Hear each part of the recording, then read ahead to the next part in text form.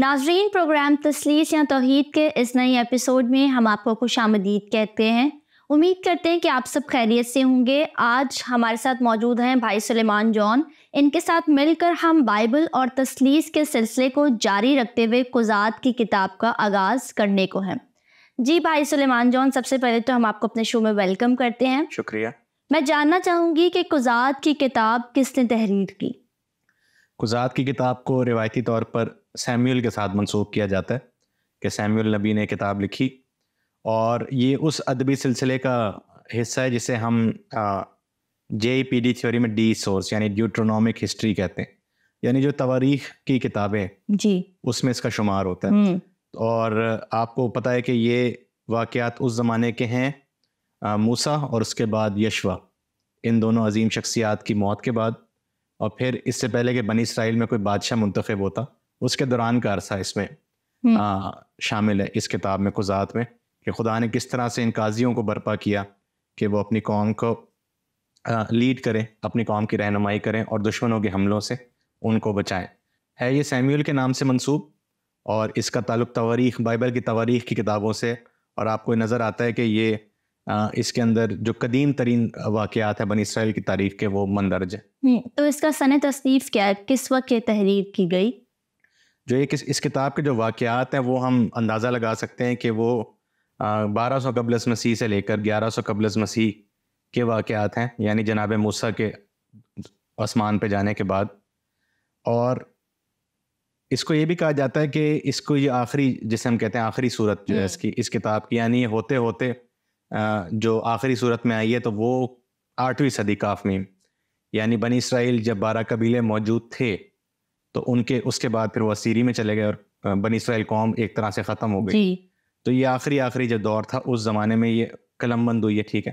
اور اس میں آپ کو شروع میں نظر آتا ہے کہ یہودا کا جو قبیلہ ہے وہ تھوڑا سا نمایاں نظر آتا ہے، اور یہ ہمیں پتہ ہے کہ جو یہودا کا قبیلہ تھا وہ وقت کے ساتھ ساتھ نمایاں ہوا ہے۔ ویسے تو وہ چھوٹا ہے، ٹھیک ہے، جو 12 بھائی ہیں بنی اسرائیل تعداد میں، ان کے بیٹے ہیں، ہاں جی، اور اس کے بعد جو قبیلے بنتے ہیں تعداد کے حساب سے بھی، عمر کے حساب سے بھی چھوٹا ہے جی، لیکن وقت کے ساتھ ساتھ وہ مرکزی حیثیت اس کی بنتی ہے۔ بالکل۔ پھر داؤد بادشاہ اس میں سے آتا ہے، اور آخر میں صرف بچتا ہی یہودا کا قبیلہ ہے۔ تو اس میں کتاب کے شروع سے آپ کو نظر آتا ہے کہ یہودا کا جو ہے نا قرعہ نکلتا ہے کہ وہ یشوع کے بعد جو ہے وہ کنانیوں پر حملہ کریں، وہ فتوحات کریں، ٹھیک ہے۔ تو اس سے تھوڑا سا آپ کو ایسا لگتا ہے کہ ٹھیک ہے، واقعات یہ بہت قدیم ہیں، لیکن ان کو لکھتے لکھتے پھر کافی ٹائم لگا، اور پھر 8ویں صدی قبل از مسیح میں اس کا اختتام ہوا۔ اور اس میں بہت، میں کہہ رہا ہوں نا، بہت پرانی بات ہے، یعنی جناب موسیٰ کی خاندان کے بارے میں اس کا ذکر ہے، جیسے اس کے سالے کا، پھر ان کا جو پوتا ہے یونتن، ان کا بھی ذکر ہے۔ تو یہ بہت پرانی روایات ہیں، ٹھیک ہے۔ اور ایک اس میں کلیدی ایک آیت ہے اس کتاب میں جو اس کی آخری آیت ہے، 21ویں باب کی 25ویں آیت، کہ اس وقت بنی اسرائیل کا کوئی بادشاہ نہ تھا، ٹھیک ہے۔ تو یہ اس دور کی بات ہے کہ جب بادشاہ نہیں تھے ان کے، تو یہ اس کا سنِ تصنیف آپ اس طرح سے سمجھ سکتے ہیں۔ اچھا، اس کتاب کی تاریخی پس منظر کیا ہے، یا کیا اہمیت ہے اس کی؟ تاریخی پس منظر جیسا میں نے آپ کو شروع میں بتایا وہ یہی ہے کہ پہلے خدا نے حضرت موسیٰ کو، اور اس کے بعد موسیٰ کے ہی شاگرد یا جانشین یشوع، ان کے زیر سایہ ہی بنی اسرائیل قوم کو موعودہ ملک میں لے کر آیا، ٹھیک ہے۔ اور اس کے بعد ابتدائی فتوحات ہوئی غیر اقوام کے ساتھ۔ اس کے بعد کا یہ دور ہے کہ جب یشوع کا بھی انتقال ہو گیا، اور یہ کتاب شروع یہاں سے ہوتی ہے کہ خدا کا بندہ یشوع جو تھا وہ سو گیا، خداوند وفات پا گیا، ٹھیک ہے۔ تو اس کے بعد کا یہ واقعہ، اور یہ کچھ ہی عرصے کا واقعات ہیں۔ اس کے بعد پھر آپ کو بادشاہی کی دور کی کہانی ملتی ہے بائبل میں، جیسے جیسے ہم آگے بڑھتے ہیں، ٹھیک ہے۔ تو یہ اس کا ایک تاریخی پس منظر ہے کہ اس وقت کیا ہو رہا تھا، یعنی اب یہ موعودہ ملک میں آ گئے بنی اسرائیل، اور اب ان کا لیڈر کوئی نہیں ہے، ٹھیک ہے۔ اور پھر لیکن یہ قاضیوں کے ساتھ مل کر انہوں نے فتوحات کی ہیں، ٹھیک ہے۔ اس کے ساتھ ساتھ جیسے میں نے آپ کو کہا کہ 8ویں صدی تک ہم اس کتاب کو لے کر جاتے ہیں کہ اس کا جو تصنیف کا دور ہے، تو 8ویں صدی میں بھی یہی ہو رہا تھا کہ لیڈرشپ کا ایک فقدان نظر آتا تھا بنی اسرائیل کو، یعنی جو ان کے بادشاہ تھے وہ کرپٹ ہو گئے تھے، بادشاہ جو تھے ان کے بت پرست ہو گئے تھے، اور اس کی وجہ سے دوسری قومیں پھر ان پہ چڑھائی کر رہی تھی، خاص طور پر اسور اور بعد میں بابل۔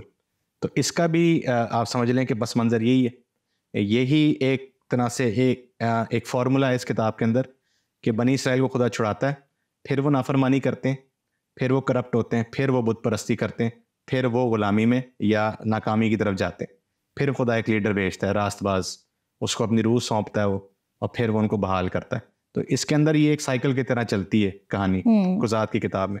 تو یہ آپ اس زمانے کے واقعات کے ساتھ بھی اس کا پس منظر دیکھ سکتے ہیں, اور پھر بعد میں بنی اسرائیل کی تاریخ میں کیا ہو رہا تھا, 8ویں صدی میں کیا ہو رہا تھا, جس کے بعد ان پوری قوم کو پھر شکست کا سامنا ہوا اور پھر اسیری کا سامنا ہوا. کیوں؟ کیونکہ ان کے بادشاہ بھی اور ان کے لوگ بھی گناہ میں مبتلا ہو گئے تھے, خاص طور پہ بت پرستی کے. تو یہوہ خدا کو چھوڑ کر دوسرے معبودوں کی طرف ان کی رغبت ہوئی. تو اس کتاب کے اندر بھی پھر ناکامی ہوئی, اور پھر خدا کسی کو بھیجتا ہے ان کو بحال کرنے کے لیے, اور پھر آگے جا کر بھی بنی اسرائیل کی تاریخ میں ایسے ہی ہوا. ہاں بالکل, اس دور میں جو ہے وہ بادشاہ کوئی موجود نہیں تھا, اور قاضی تھے جو انصاف کیا کرتے تھے لوگوں کی, تو اس وجہ سے اس کو قاضیوں کی کتاب بھی کہا جاتا ہے. جی, قضات عبرانی زبان کے لفظ شوفیت یا سوفیت کا ترجمہ ہے, ٹھیک ہے, جس کا مطلب ہوتا ہے قاضی. یہ لوگ ایک طرح سے انصاف تو ٹھیک ہے, لیکن یہ قیادت ان کا کام زیادہ تھا. اس پوری کتاب میں آپ دیکھتے ہیں کہ جو آپ سمجھے کہ فیصلہ سازی جو ہے یا حکم سازی جو ہے انہوں نے کم کی, بلکہ شاید نہ ہونے کے برابر کی. اور حیرت انگیز بات ہے کہ دبورہ آپ کو نظر آتی ہے کہ اس نے ایک فیصلہ لیا تھا, اس کی تفصیل آپ پڑھ سکتے ہیں 4 باب کی 4 آیت میں. لیکن زیادہ تر ان کا کام یہ تھا کہ یہ بنی اسرائیل کو ان کے دشمنوں سے چھڑاتے تھے. صحیح, ٹھیک ہے, کہ جب بنی اسرائیل نافرمانی کرتے ہیں خدا کی, وہ بت پرستی کرتے ہیں, تو کوئی نہ کوئی غیر قوم ان پہ چڑھائی کرتی ہے. تو پھر کسی نہ کسی قاضی کو خدا ابھارتا ہے, چاہے وہ جدون ہو, چاہے وہ سمسون ہو, ٹھیک ہے, اس پہ خدا کا روح آتا ہے, ٹھیک ہے, اور پھر وہ زور آوری کے ساتھ جو ہے بنی اسرائیل کو چھڑاتا ہے. تو ایک طرح سے انصاف اور یہ ساری چیزوں سے زیادہ ان کی قیادت, ان کی حفاظت اور جنگ میں ان کی سربراہی, رہنمائی. ہاں, لیکن قاضی ان کو کہا جاتا ضرور ہے, کیونکہ یہ بادشاہی کے دور سے پہلے یہ لوگ تھے جو بنی اسرائیل قوم کے انچارج تھے ایک طرح سے. اچھا, اس کتاب میں کون کون سے ایسے اہم موضوعات ہیں جو ہمیں نظر آتے ہیں؟ یہ کتاب, جیسے میں نے آپ سے کہا کہ بائبل میں تواریخی کتاب ہے, اور بائبل میں جو تاریخ کی کتابیں ہیں نا, ان کا بھی مقصد صرف تاریخ بیان کرنا نہیں ہے, بلکہ ان کا ایک بڑا موضوع یہ ہے کہ بنی اسرائیل قوم جو ہے وہ قوم ہے جس کے ساتھ یا جس کے باپ دادا کے ساتھ خدا نے عہد باندھا, انگریزی میں جسے ہم کوننٹ کہتے ہیں. جی, تو عہد جو ہے یہ اس کا پس منظر ہے, ٹھیک ہے. تو بنی اسرائیل کے ساتھ خدا نے عہد باندھا, اس عہد میں کچھ شرائط ہے. شرائط یہ ہیں کہ وہ خدا کے علاوہ کسی اور معبود کی پرستش نہ کریں, اور وہ اخلاقی طور پر شریعت کے پابند رہیں اپنی قومی زندگی میں, اور اپنی قانونی معاملات کے اندر بھی شریعت کے ماتحت رہیں, پاکیزگی. جی, جب وہ ایسا نہیں کرتے تو پھر ان کو ذلت اور رسوائی کا سامنا ہوتا ہے, ٹھیک ہے. اور پھر خدا ان کو ان وعدوں کی وجہ سے, کیونکہ خدا نے عہد باندھا ہے, وہ اس عہد پہ خود پابند ہے, اور وہ ان سے محبت بھی کرتا ہے, تو پھر ان کو بحال کرتا ہے, کبھی کسی شخص کے ذریعے اور کبھی خود غیبی مدد کے ذریعے ان کو وہ بحال کرتا ہے, ٹھیک ہے. تو یہ تھیم قضات کی کتاب میں بھی چلتی آ رہی ہے کہ خدا نے ان سے عہد کیا, ان کو چھڑایا ملک مصر سے, ان کو یا کنعان میں لے کر آیا جو بعد میں اسرائیل بن گیا, پھر زمین کے ساتھ جو ان کی وابستگی ہے بنی اسرائیل کی, وہ تھیم اس کے اندر آتی ہے, ٹھیک ہے. اور اس کے بعد یہ ہے کہ خدا قیادت جو ہے اپنی وہ اپنے لوگوں کو فراہم کرتا ہے, اور وہ قیادت جو ہے وہ اس کی اپنی نمائندگی ہوتی ہے. اچھا, قیادت کی جب ہم بات کرتے ہیں تو آپ نے مختلف لوگوں کا جو قائدین اس میں رہے ہیں ذکر کیا ہے, خصوصاً ایک دبورہ نبیہ جو ہے جس کا ہمیں اس میں خاص جو ہے وہ اہم ترین کردار نظر آتا ہے, اس کے حوالے میں آپ کیا کہیں گے؟ ہاں جی, قضات تقریباً آپ کو اس میں 11 سے 12 قاضیوں کا ذکر ملتا ہے. اس میں کچھ ایسے ہیں جن کا صرف ایک آیت میں ذکر ہے, لیکن کچھ کا بہت نمایاں ذکر ہے, جیسے جدعون ہے, ٹھیک ہے, جس میں یفتہ ہے, جس میں دبورہ ہے, اور جس میں سمسون ہے. جی, تو سمسون اور دبورہ کا ہم دیکھتے ہیں کہ بہت بڑا خاص آپ کو ایک نظر آتا ہے, اور دبورہ کا اس لیے بھی قابل ذکر ہے, ایک تو وہ خاتون ہے, ٹھیک ہے, اور اسے نبیہ بھی کہا گیا, تو براق کے ساتھ مل کر اس کو قاضی کے طور پر پیش کیا گیا, اور انہوں نے نہ صرف قانونی فیصلے کیے, جیسے میں نے آپ کا ذکر کیا 4 باب میں آپ پڑھیں, 4 اور 5 باب میں دبورہ کا دور ہے اس کے قاضی ہونے کا, اور انہوں نے جنگیں بھی لڑیں اور جیتیں, ٹھیک ہے. تو ارلی اسرائیل کے اندر آپ دیکھتے ہیں حیرت انگیز بات ہے کہ فیمیل یعنی عورتوں کی قیادت بھی ہے, اور وہ صرف روحانیت کے اندر نہیں ہے بلکہ جنگ کے اندر بھی قیادت ہے. تو یہ چیز آہستہ آہستہ وقت کے ساتھ ساتھ کھو گئی کہیں نہ کہیں, ٹھیک ہے. اور یہ آج بھی ہم اپنے معاشرے میں اتنا اوپنلی نہیں ایکسیپٹ کرتے خواتین کی قیادت کو, لیکن بائبل مقدس کے آپ دیکھیں شروع کا جو دور ہے, یہاں تک کہ جہاں پہ اس کی تصنیف کی بات ہے نا, تو اس کے اندر دبورہ کا بھی گیت ہے, بالکل ہے, ٹھیک ہے. تو وہ بھی بہت پرانی, جو اولڈ ٹیسٹمنٹ کے اسکالرز ہیں وہ کہتے ہیں بہت پرانی روایت ہے, جس طرح مریم کا گیت ہے خروج کی کتاب کے اندر, ٹھیک ہے. تو وہ بھی یہ بائبل مقدس کے پرانے ترین حصے ہیں, ٹھیک ہے, جو اسکالر ہمیں سکھاتے ہیں. تو اس لیے بھی دبورہ کا آپ سمجھیں اس کی شخصیت اور اس کا کردار جو ہے وہ نمایاں کرنا چاہیے, اور اس کتاب میں ہوا بھی ہے. جتنی بھی ہم نے پریویس کتابیں پڑھی ان میں ہم نے خدا کے تصور کو دیکھا کہ اس کتاب میں خدا کا کیا تصور بیان کیا گیا. تو قضات کی کتاب خدا کو کس طریقے سے پیش کرتی ہے؟ قضات کی کتاب جو ہے اس میں خدا کا ایک تصور یہ ہے کہ وہ وفادار ہے اپنے لوگوں کے ساتھ, کہ چاہے اس کے لوگ برگشتہ ہو جائیں, بالکل وہ اس سے دور ہو جائیں, لیکن وہ کسی نہ کسی طرح ان کو اپنے پاس واپس بلاتا ہے اور ان کے ساتھ اپنے تعلق کو بحال کرتا ہے. سزا بھی دیتا ہے نافرمانی کی, لیکن سزا اس کی زیادہ لمبی نہیں ہوتی. لکھا بھی ہے نا بائبل میں کہ وہ قہر میں دھیما ہے, ٹھیک ہے, اور شفقت میں غنی ہے. تو یہ آپ کو نظر آتا ہے یہاں پر کہ بنی اسرائیل جتنا بھی اس سے سرکشی کریں, وہ کچھ عرصے بعد اس کا دل بدلتا ہے خدا کا. تو یہ جو توبہ کے لیے لفظ بھی ہوتا ہے نا, ریپینٹ, جسے پرانی انگریزی میں آیا ہے, تو وہ یہ لفظ نا بائبل میں لوگوں کے لیے بھی استعمال ہوا اور خدا کے لیے بھی استعمال ہوا. اس کا یہ مطلب نہیں ہے خدا توبہ کرتا ہے, اس کا مطلب یہ ہے کہ خدا اپنا دل بھی بدلتا ہے لوگوں کے لیے, ٹھیک ہے, کہ وہ نافرمان تو ہیں, سزا ان کی بنتی ہے, لیکن خدا انہیں معاف کرتا ہے اور پھر ان کو بحال کرتا ہے. ایک خدا کا تصور ہمیں یہ ملتا ہے. پھر دوسرا خدا کا تصور ہمیں یہی ملتا ہے کہ وہ قیادت بھیجتا ہے. تو میں نے آپ کو کہا کہ قیادت جو ہے نا وہ خدا کی اپنی نمائندگی ہے. تو اگر قاضی ہیں تو حقیقی قاضی خدا ہے, ٹھیک ہے, اگر بادشاہ ہیں تو حقیقی بادشاہ خدا ہے, ٹھیک ہے. تو یہ ہے بات ساری. اور اس کے ساتھ ساتھ پھر خدا کا ایک وہ دوسرا پہلو جو ہم نے پہلی کتابوں میں بھی دیکھا تھا, وہ خدا جو جنگجو ہے, ٹھیک ہے, وہ جو زور آور ہے, تو وہ جو کیا کہتے ہیں جنگ کے اندر جو فتح مند ہے, ہم زبور میں گاتے بھی ہیں فاتح خدا. تو فاتح خدا کا تصور بھی آپ کو اس کے اندر ملتا ہے کہ وہ اپنے جب لوگوں کو طاقت بخشتا ہے, روح اپنی بخشتا ہے, تو وہ پھر شیروں کے ساتھ بھی اپنے سے بڑے سورماؤں کے ساتھ بھی لڑ پڑتے ہیں اور پھر ان سے جیت بھی جاتے ہیں. تو یہ تصور آپ کو خدا کا ملتا ہے قضات کی کتاب میں.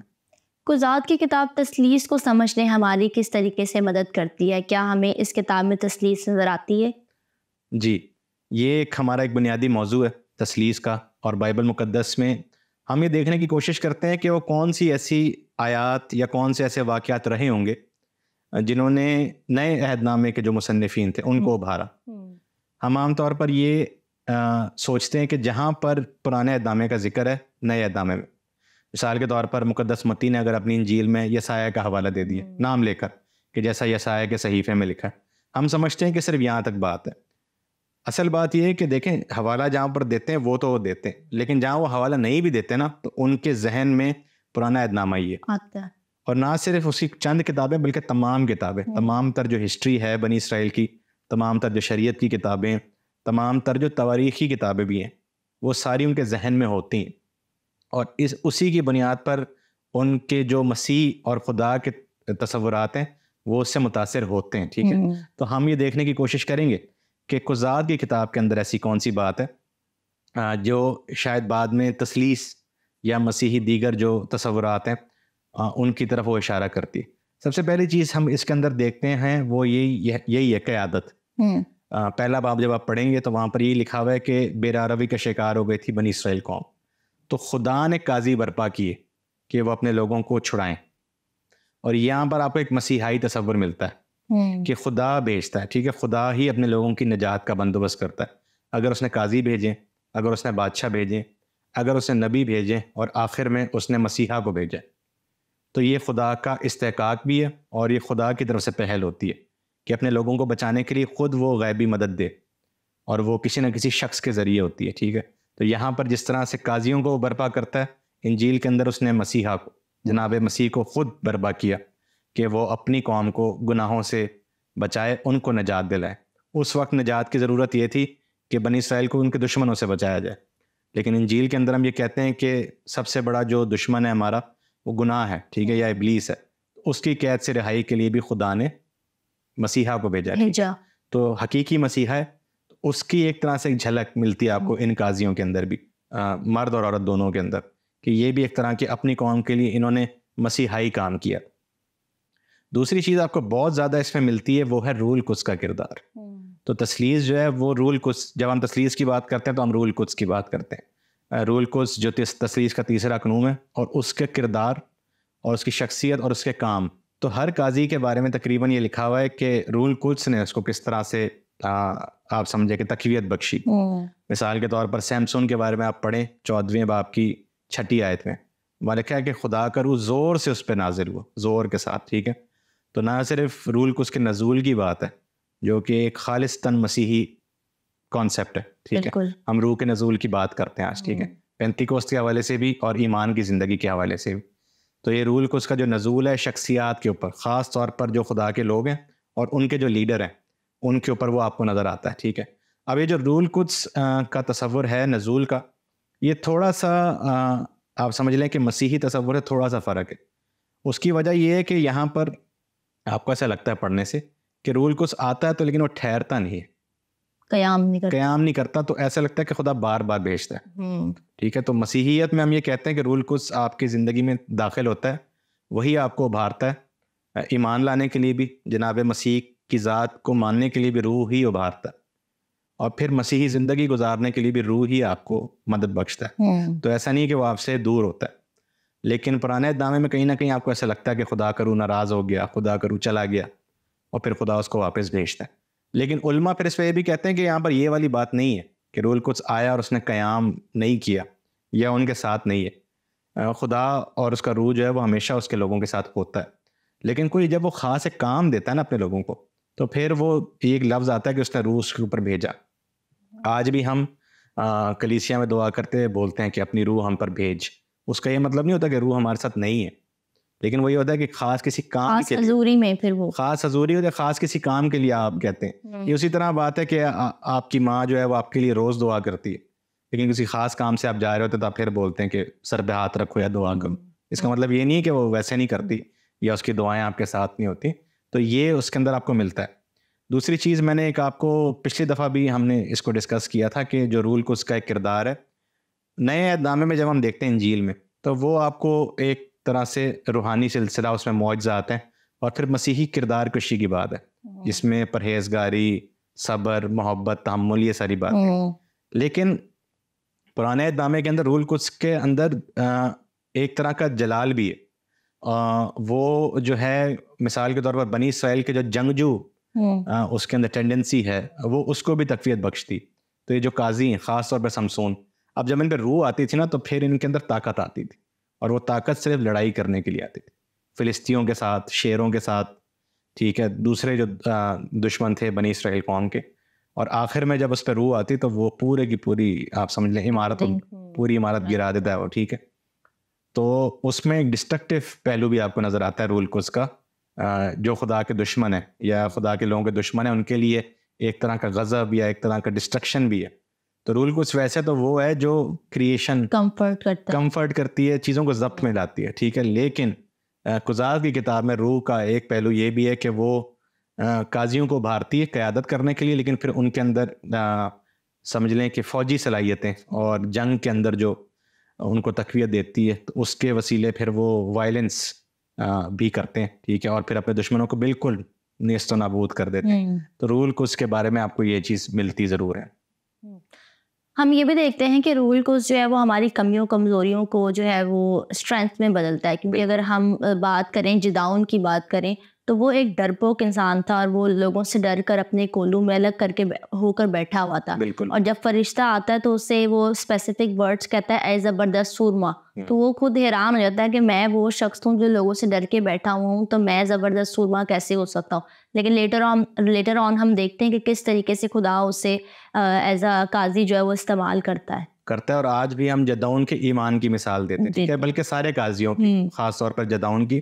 اور آپ نے اچھا اشارہ کیا کہ اس میں فرشتوں کا بہت ذکر ہے اس کتاب کے اندر. باقی آپ جو اس سے پہلے کتابیں پڑھتے ہیں نا پرانے نامے میں, اتنے زیادہ فرشتوں کا ذکر نہیں ہے, لیکن اس کتاب میں روح القدس کے ساتھ ساتھ فرشتوں کا بھی بہت ذکر ہے. ٹھیک ہے, اور فرشتوں کے بارے میں ہم نے یہی سیکھا تھا کہ اس میں آپ کو کہیں نہ کہیں پتہ نہیں لگتا کیا یہ انسان ہے, کیا یہ فرشتے ہیں, یا یہ خدا کی اپنی حضوری ہے, جسے ہم کہتے ہیں اینجل آف دا لارڈ, خداوند کا فرشتہ. ٹھیک ہے, اور وہ بھی ظاہر ہے نہ صرف بنی اسرائیل کو تقویت دینے کے لیے, حوصلہ دینے کے لیے آتا ہے, بلکہ ان کے ساتھ جنگ میں بھی وہ شامل ہوتا ہے. اب آپ یہ دیکھتے ہیں کہ روح اور فرشتے کو نا یہ کانسیپٹ ساتھ ساتھ چلتے ہیں بنی اسرائیل کی تاریخ میں, پھر بائبل کے اندر بھی.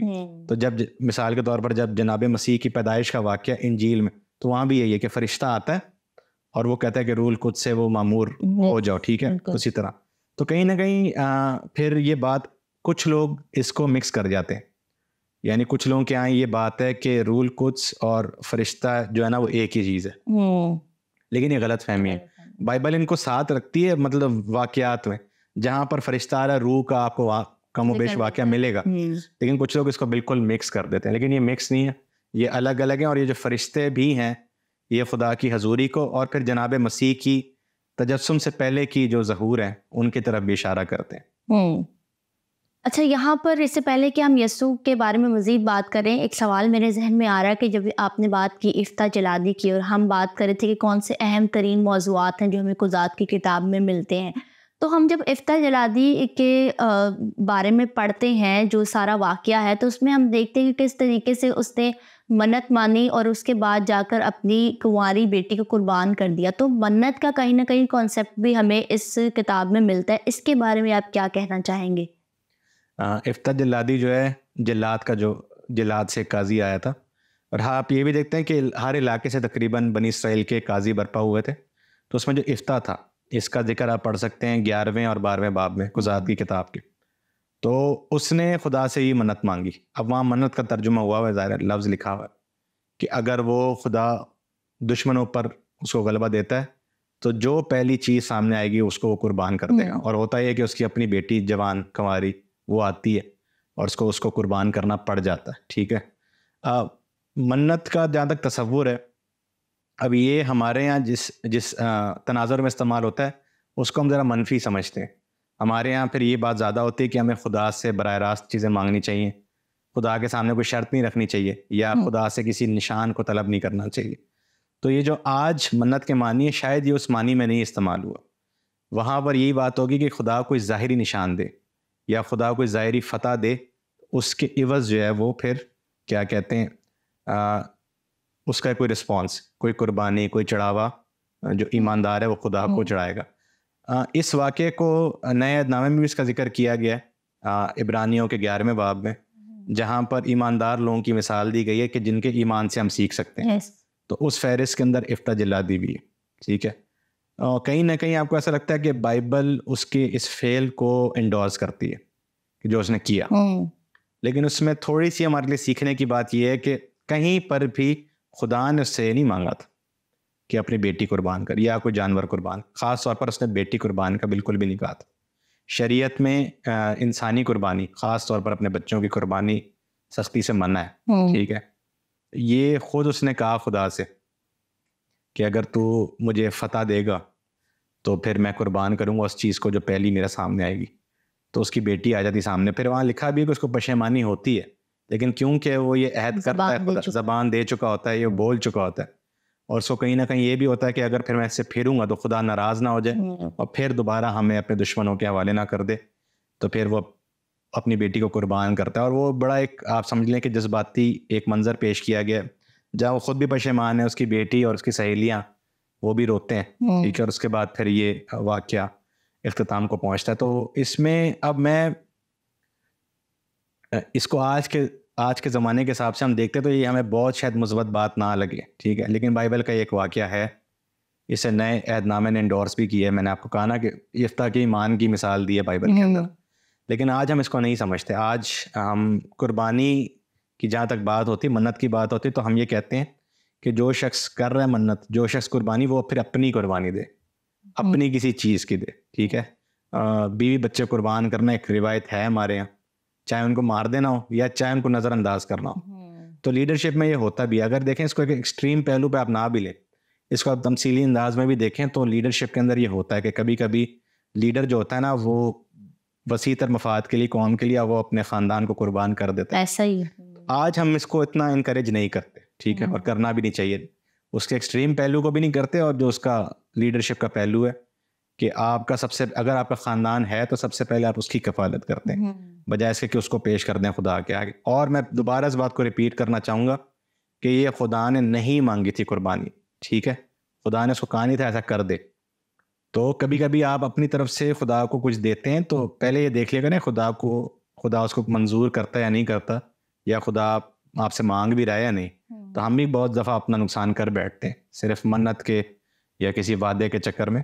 لیکن ایسا کرنا نہیں چاہیے. بالکل. لیکن یہ ایک واقعہ ہے اور آپ کہیں نہ کہیں دیکھ لیں کہ پھر یہ بائبل کی صداقت کو اور بائبل کی جو تاریخی ایک حیثیت ہے نا اس کو سند دیتا ہے کہ اس طرح کے واقعات بھی لکھیں. اب ضروری نہیں ہے کہ ہم اس کو لیں مثبت طریقے سے, ہو سکتا ہے واقعات اس لیے ہوں تاکہ ہم اسے سیکھیں کہ ہم نے کیا کرنا ہے.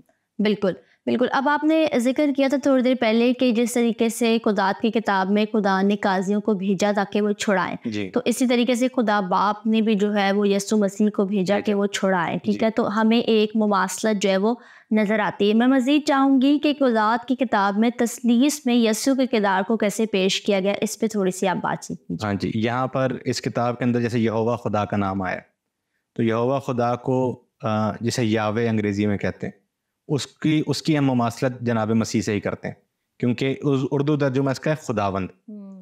اور خداوند اور یونانی میں جب یہ آتا ہے کریوس یا کوریوس, تو یہ وہ خاص لفظ ہے جو نئے عہد نامے میں, انجیل میں بھی, خطوط کے اندر بھی یہ جناب مسیح کے لیے استعمال ہوئے. خداوند کریوس, اس کا مطلب ہوتا ہے یہوہ.